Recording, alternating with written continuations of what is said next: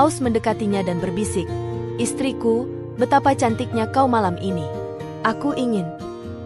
Suaranya terhenti, terdengar ragu dan penuh hasrat. Haulah membuka matanya perlahan, menatap Aus dengan ekspresi bingung. "Apa yang kau inginkan, suamiku?"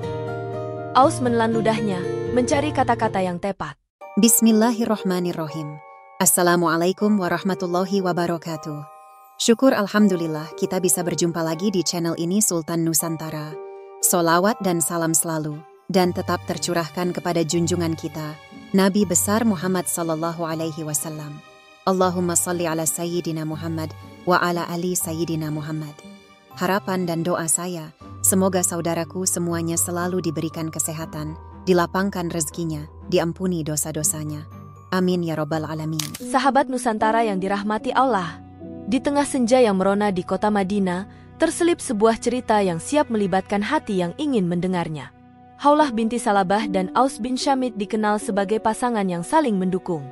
Aus sebagai figur kepemimpinan yang tegas namun hangat, kerap memberikan wejangan kepada generasi muda di kota ini.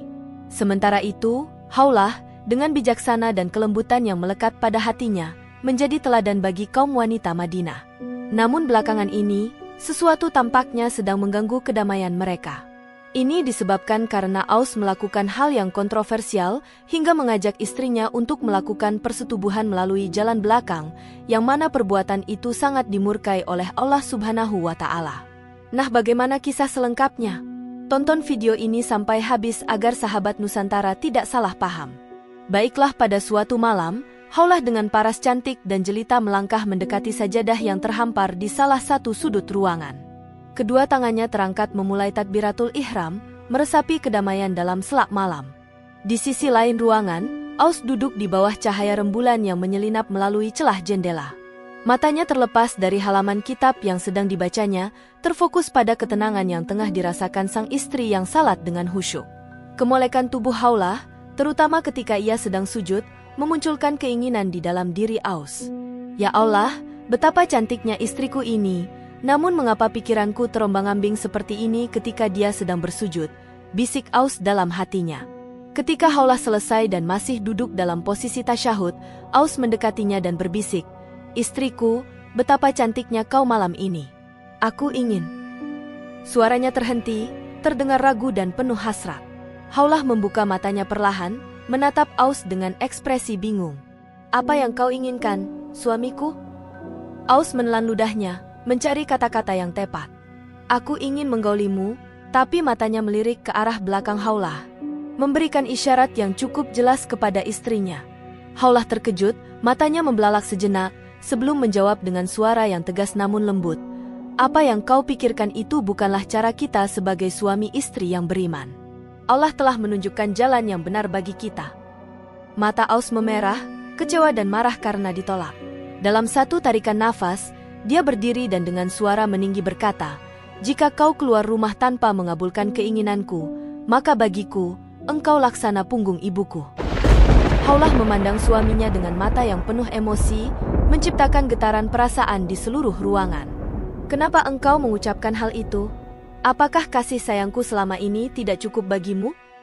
Aus menyadari bahwa perkataannya tadi adalah kesalahan besar, dan dengan penuh penyesalan ia menunduk, "Aku minta maaf Haulah, aku tidak tahu apa yang ada di benakku." Namun kerusakan sudah terjadi, dan mereka berdua sadar bahwa ini akan membawa konsekuensi besar untuk masa depan mereka. Pagi yang seharusnya penuh kecerahan bagi sepasang suami istri ini kini terasa diliputi kegelapan. Haulah dengan mata yang sembab bersiap-siap untuk menemui Rasulullah, berharap menemukan solusi atas kata-kata Aus yang dianggapnya sebagai pernyataan perceraian. Saat Aus menyatakan, "Engkau laksana punggung ibuku," masyarakat Arab pada saat itu memandangnya sebagai talak. Sebelum Allah berangkat, Aus mendekati istrinya dengan penyesalan yang mendalam. Aus berkata, "Haulah, aku sungguh menyesal. Biarkan aku yang menghadap Rasulullah. Aku yang harus mempertanggungjawabkan kesalahan ini." Haulah menggeleng dengan penuh pertimbangan. "Kita berdua harus turut hadir menemui Rasulullah. Ini bukan hanya masalahmu, tapi juga masa depan anak-anak kita," kata Haulah dengan tegas, membawa suaminya menuju rumah Rasulullah. Di sana, Pintu dibuka oleh Bilal dengan hangat menyambut kedatangan mereka dan segera memberitahu Rasulullah tentang kehadiran Haulah dan Aus. Rasulullah, dengan tatapan lembut, menghadap kepada mereka dengan penuh kelembutan. Beliau bertanya, "Ada apa, Haulah dan Aus? Mengapa wajah kalian terlihat begitu cemas?" Dengan berani, Haulah menceritakan kejadian semalam, bagaimana Aus mengungkapkan keinginannya dan kata-katanya yang mengguncang hati Haulah. Dia menutup ceritanya dengan pertanyaan, "Apakah saya benar-benar telah diceraikan suamiku, ya Rasulullah?"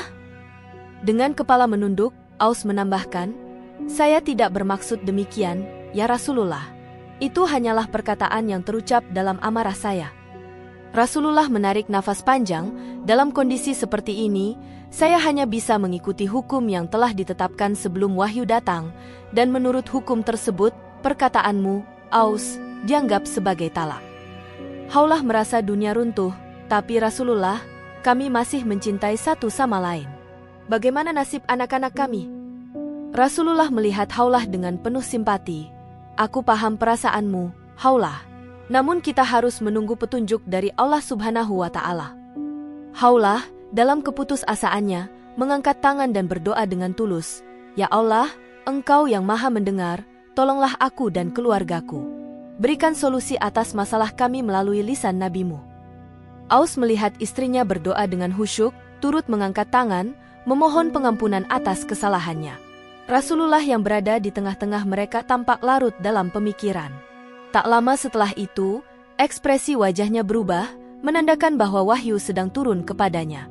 Wahyu itu adalah surat Al-Mujadilah ayat 1-4 yang berbunyi, "Sungguh, Allah telah mendengar ucapan perempuan yang mengajukan gugatan kepadamu, Muhammad, tentang suaminya dan mengadukan halnya kepada Allah, dan Allah mendengar percakapan antara kamu berdua. Sesungguhnya Allah Maha Mendengar lagi Maha Melihat. Orang-orang di antara kamu yang menzihar istrinya, menganggap istrinya sebagai ibunya, padahal istri mereka itu bukanlah ibunya, ibu-ibu mereka hanyalah perempuan yang melahirkannya. Dan sesungguhnya mereka benar-benar telah mengucapkan suatu perkataan yang mungkar dan dusta. Dan sesungguhnya Allah Maha Pemaaf lagi Maha Pengampun. Dan mereka yang menzihar istrinya, kemudian menarik kembali apa yang telah mereka ucapkan, maka mereka diwajibkan memerdekakan seorang budak, sebelum kedua suami istri itu bercampur. Demikianlah yang diajarkan kepadamu. Dan Allah Maha teliti terhadap apa yang kamu kerjakan. Maka barang siapa tidak dapat memerdekakan hamba sahaya, maka wajiblah dia berpuasa 2 bulan berturut-turut, sebelum keduanya bercampur. Tetapi barang siapa tidak mampu, maka wajiblah dia memberi makan 60 orang miskin. Demikianlah, agar kamu beriman kepada Allah dan Rasul-Nya. Itulah hukum-hukum Allah, dan bagi orang-orang yang mengingkarinya akan mendapat azab yang sangat pedih." Setelah beberapa waktu berlalu, Rasulullah mulai berbicara, mengutip ayat yang baru saja diterimanya. Ayat ini memberikan solusi bagi Haulah dan Aus, di mana Aus dijatuhi hukum kafarat atas perkataannya, namun perkataan tersebut tidak lagi dianggap sebagai talak. Haulah tak dapat menahan haru, sementara Aus merasakan lega dan bertekad untuk memperbaiki diri serta meningkatkan pengetahuannya agar tidak mengulangi kesalahan. Sahabat Nusantara yang dirahmati Allah, kisah ini menjadi pelajaran berharga bagi seluruh masyarakat tentang bahaya berbicara tanpa berpikir, sekaligus menunjukkan kasih sayang Allah yang senantiasa memberikan petunjuk kepada hambanya yang bertakwa. Wallahu a'lam bishawab. Demikian yang bisa saya bagikan. Semoga bermanfaat untuk kita semua. Amin ya rabbal alamin. Wassalamualaikum warahmatullahi wabarakatuh.